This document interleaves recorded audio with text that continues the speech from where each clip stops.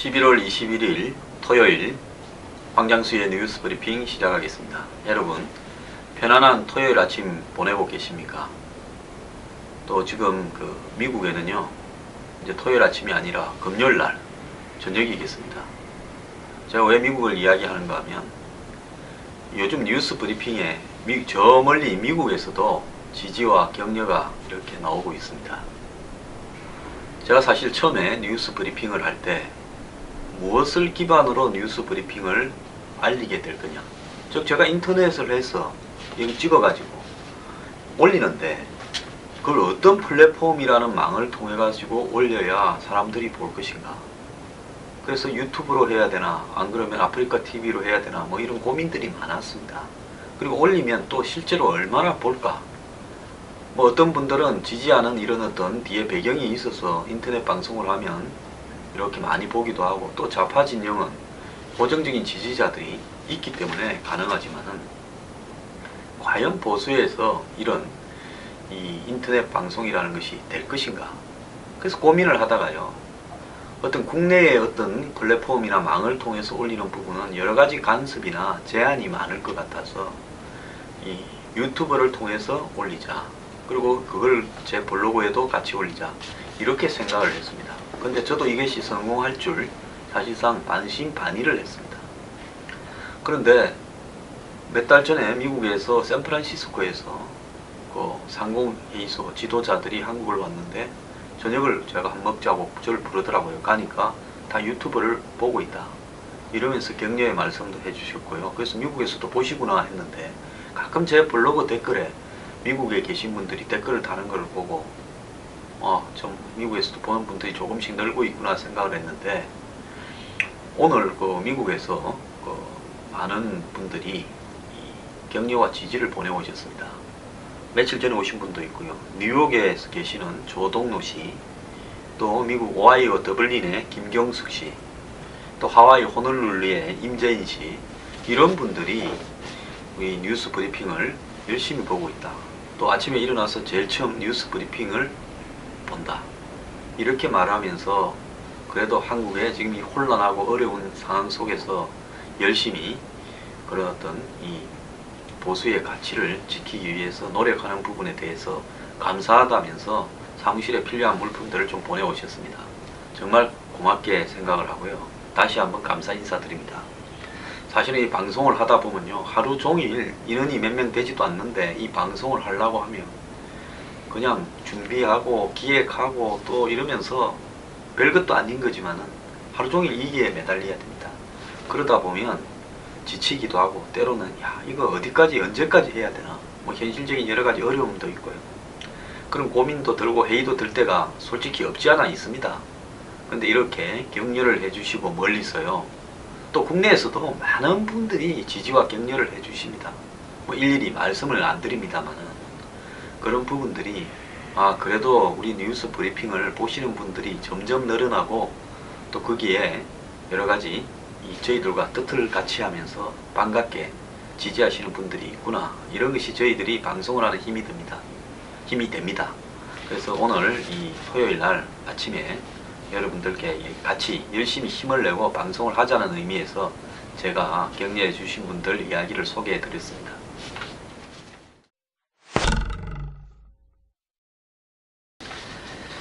자, 조계종이 그저께 서청원 최고위원 사무실로 항의 방문을 했답니다.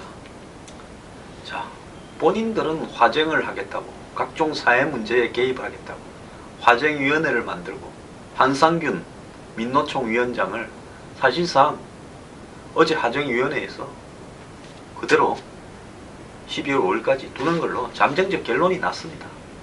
뭐 오늘 귀국하는 도법이 아니죠, 자성 총무원장의 어떤 결정에 마지막으로 따르겠다 하지만은 총무원장이 화정위원회에서 결정한 의견을 뒤집을 리도 없습니다. 두 분들이 불교적인 계파로 보면 같은 계파 아닙니까? 그래서 결국 12월 5일까지 조계사에 틀을 잡고 2차 폭력 시위를 주도한다 이랬는데요. 저는 대한민국에 억울한 일 당하신 분, 권력에 의해서 피해를 보신 분, 정치적으로 핍박을 받으신 분, 정말 먹고 살 길이 없는 노숙자분들 전부 조계사로 가십시오. 가서요, 상처 입은 이 세속의 대중들을 어루만지는 조계사의 화정위원회에 전부 가서 고통을 호소하시고, 저도 조계사 템플스테이에 좀 머물겠다고 그렇게 요청을 하십시오. 그래서 뭐 배고프고 가난하고 상처 입고 힘없는 자들은 다 내게로 오라고 조계사가 이야기하는 것 같으니까요. 가면 따뜻하게 품어줄 거라고 믿어 의심치 않습니다. 자, 조계사는 이제 종교의 본산으로서 역할보다는 현실의 개입의 본산으로서 역할을 본격적으로 하겠다는데요. 자, 화정이라는 건 뭡니까? 싸우는 사람들, 사회적 갈등, 종교 내부의 갈등, 이런 문제들을 서로 화합을 시켜가지고 원만히 해결한다는 게 화정 뜻 아니겠습니까? 그것이 화정위원회의 목적 아니겠습니까? 자, 그런데요, 지난 14일 집회에 112명의 경찰이 부상을 입었습니다. 그리고 경찰을 공격하다가 또 물대포에 맞아서 한 분은 중태에 빠졌습니다. 자, 이 모든 원인은 어디에서 생겼습니까? 한상균 위원장 등이 주도하는 폭력 도심 시위에서 비롯된 겁니다. 전 세계 어느 선진국을 막론하고요, 야간에 수만 명의 시위대가 폭력을 행사하면서 공권력을 밀어붙이면요, 그거는 정말로 무시무시한 일입니다. 그 자리에서 당신들 폭력을 쓰지 말고 법을 지키면서 자신들의 주장을 하라고 누가 했다면요, 아마 맞아 죽었을 겁니다. 자, 한상균 위원장은 어제도 제가 말씀드렸다시피 5월 6월 달에 불법 시위를, 폭력 시위를 주도하다가 수배가 됐습니다. 수배가 된 사람이 또 폭력 시위를 주도하고는 조계사에 들어갔습니다. 자, 종교가 감싸 안는 사람은요, 그야말로 진짜 시대적 양심수, 그런 사람들을 보호해야 되는 거 아닙니까? 그런데 종교가 어떻게 예를 들어서 폭력으로 자신의 뜻을 관철시키는 일이 상습화된 사람을 보호해 줄 수 있습니까? 옛날에 프랑스에서 뭐 유대인 대의 1차 대전 전후로 해서 에게 인종적인 문제를 편견을 덮어 세워가지고 드레피스 사건이라고 그러죠. 그래서 그 사람이 마치 간첩인 것처럼 몰아가지고 중재에 처하려고 하니까 양심적인 지식인들이 인종적 차별을 마치 특정인에게 뒤집어 세웠다고 유대인 한 대의에 대해서 그렇게 해서는 안 된다고 이야기를 하고 보호하려고 했습니다. 진짜 지성이나요, 양심적인 어떤 종교가 해야 될 일은 사회적인 어떤 편견과 매도에 의해서 아무런 힘없는 약자 한 명에게 그걸 덮어 세워서 죽이려고 할 때, 그럴 때 종교가 나서서 한마디쯤 하는 겁니다. 지난 7, 80년대에 김수환 추기경이나 맹동성당이 국민들에게 존경을 받았던 것은 그때 대한민국의 정치에서 여러 가지 억압도 있었죠. 그래도 이 시위나 이런 것을 진압하는 과정에서 강경한 부분도 있었습니다. 그때 피치 못해서 도망간 사람이 성당에 기댈 때 그 사람은 정말로 사회적 약자였습니다. 어디 가서 그 사람이 폭력을 행사한 것도 없어요. 그런 사람에 대해서 종교가 잠시 피난처를 제공해 줄 수 있다는 것은 국민들이 모두가 양해를 하는 상황입니다. 그런데 지금 한번 보십시오. 모든 민주적인 의사결정과 투표와 정권 창출과 이런 부분들이 다 이 절차적 민주주의에 의해서 형식적으로 완성이 되었습니다. 야권이 10년이나 집권을 했습니다. 자, 한상균 위원장은요, 솔직히 말하면 한국에 가지지 못하는 빈곤계층이나 어려운 계층 전체를 대신해서 싸웠던 사람도 아닙니다. 민노총은요, 노조들 중에서 대형 사업장과 공기업과 공무원과 금융기관과 그야말로 잘 나가는 대기업 노조, 이런 부분들을 대변하는 사람들이 자신의 권익을 지키고자 하는 것이 민주노총입니다. 저는 민주노총이라기보다는 기득권 노총이라고 부르고 싶습니다. 자, 그분들이요, 말로만 비정규직과 사회적 약자를 이야기하지 정말로 이번에 노동개혁 문제에 대해서 들어가서 우리가 이만큼 양보할 거니까 정부가 사용자가 양보하라고 그렇게 나왔더라 그러면요, 정부나 사용자가 코너에 몰렸을 겁니다. 그럼에도 불구하고요, 원천적으로 보이콧입니다. 그러면서 마치 노동자 전체의 권익을 제한하려고 그러고 해고시키는 걸 자유롭게 하려고 노동개혁을 한다고 왜곡 선동을 하고 있습니다. 자신들의 살을 조금이라도 잘라내는 꼴을 보지를 못했습니다. 연봉 1억 가까이를 받는 대기업 잘나가는 사업장의 노동자들을 대표해서, 금융기관의 노동자들을 대표해서, 공기업 노조를 대표해서 민노총이 있었던 겁니다. 그런데 이 민노총에 있던 사람들요, 지도부 대대적으로 정치하러 한두 명 갔습니까? 국회의원 배지 한두 명 달았습니까? 그런 사람들이 이제 와가지고 사회적 약자라고 자비를 베풀으라고요? 대한민국의 민노총이 가장 기득권이고요, 기종노조고, 더 나아가서 사회적 강자입니다. 누가 당할 자가 있습니까? 공권력도 못 당합니다. 그날도 경찰들 앞에서 뻔히 보고도 못 잡았지 않습니까? 이게 대한민국 공권력의 실체입니다. 그래가지고 조계사에 들어가서 12월 5일까지 한번 버티면서 2차 시위를 보란듯이 한번 해보겠다는 겁니다. 근데 조계사 화정위원회가 여기에 났습니까? 엊그제는 서청원 최고위원 방으로 조계종 항의 대표단이 가서 항의 방문을 했다고 합니다.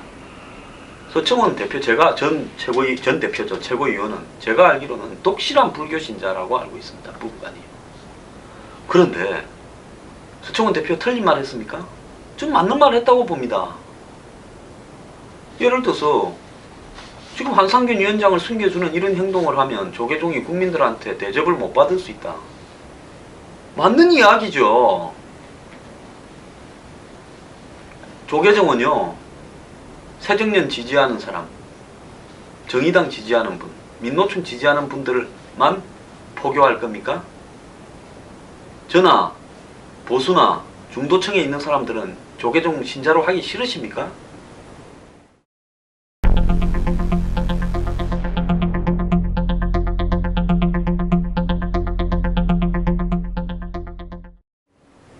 그거 아니지 않습니까?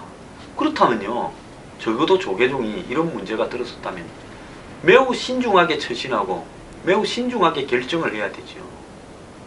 차라리 한상균 위원장을 조용히 밖으로 빼돌려서 그분은 딴 데로 갔다 하고 지역에 있는 어디 저 산골짜기 절에다도 숨겨주는 게 조용히 밖으로 말하지 않고, 그게 종교인으로서 할 도리라고 봅니다. 그런데요, 그렇게 이야기했다고 해가지고 속세의 모든 번뇌와 해탈이나 욕심에서 벗어났다는 분들이 그 한마디 했다고 해가지고 여태까지 도와준 게 솔직히 정치권에서 무슨 사찰에 뭔 문제가 있고 무슨 사찰에 개보수해야 되고 길 좀 올라가는 길에 닦아야 되고 템플 스테이 사업 해야 된다고 해서 예산 좀 배정하라, 이런 부탁들 수도 없이 하셨을 거 아닙니까? 그래, 정치권이 그 말 한마디 했다고 발끈해가지고 대표단이 찾아갑니까? 저한테도 좀 오십시오. 황경수 뉴스 브리핑에도 조계종 대표단이 왔어요. 왜 말을 함부로 하냐고 좀 하십시오. 저는요, 어제도 이야기했지만은 모든 종교의 기부금, 헌금에 대해서 어디에 썼는가 꼬리표를 다 붙였어요. 정말로 사회사업이나 복지사업에 순수하게 들어가지 않은 부분에 대해서는 이 세금을 중과세해야 되고요. 만약에 그 부분을 유용한 부분이 나온다면 종교인들도 사법 처리를 해야 된다고 생각하는 사람입니다. 그분들요, 생산활동에 종사한다고 한다면 어떤 생산활동입니까? 사람의 영혼을 위로하는 역할을 했던 부분에 대해서 생산활동이라고 인정할 수 있는 거 아닙니까? 예술인들이 꼭 공장에서 뭘 만들지 않아도 사람들이 예술인을 존경하거나 영화인들을 대우해 주는 거는 뭐겠습니까?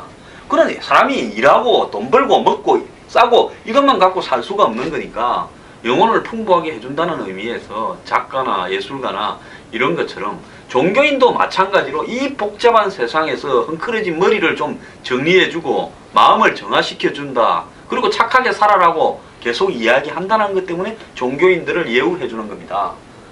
근데 이 종교인들이요, 솔직히 말하면 얼굴에 광채가 납니다. 성녀고 신부고 목사고 그런 종교인 다는 아닙니다. 일부가 있습니다. 그러면서요, 마치 재벌 회장님들처럼 고급 승용차를 타고 다니는 분입니다. 벤틀리, 에쿠스는 아무것도 아닙니다. 듣도 보도 못한 외제차를 타고 다니는 종교인 제 한두 명 단 거 아닙니다. 저보고 적어내라면 수십 명 적어낼게요. 그리고요, 밥 먹으러 가면 정말 좋은 데 갑니다. 코스 한정식 요리집. 그리고 또 그분들 중에는요, 솔직히 말하면 술 드시러 다니는 분도 많습니다. 뭐 종교인이 집에 자기 방에 앉아서 와인을 한 잔 들거나 곡차 한 잔 마셨다고 누가 뭐 종교인 술 먹으면 안 되고, 저는 그런 생각을 합니다. 그분도 술 드실 수 있고 담배 피도 되고요. 그리고 동의를 합니다. 그런 게 아니라 룸살롱 다니시는 분도 많지 않습니까? 그러면서요, 정말로 돈을 재어놓고 사시는 분들도 많습니다. 자, 그 돈 다 어디서 나옵니까? 종교인들은요, 그야말로 사회의 영혼을 좀 정화하는 노력을 한 대가를 솔직히 말하면 최소한의 생계 가능한 만큼만 받으면 되는 게 종교인들이 가지고 있는 가치에 대해서 걸맞는 행동 아닙니까? 근데 그분들이요, 얼굴에 개기름이 끼고 고급 승용차 타고 호텔 사우나 다니고, 제가 호텔 사우나 가서요, 뭐 솔직히 말하면 옷 벗고 있으면 종교인인지 조폭인지 구분이 불가능합니다. 왜? 제가 무슨 말씀하는지 아시겠죠? 그러다가 이제 일하는 사람이 옵니다. 아유, 어디 일하십니까? 어디에 있다고? 그래서 정말 저는요, 이 나라에 진짜 한국같이 머리 아프고 살아가기 마음이 고달픈 나라 없을 겁니다.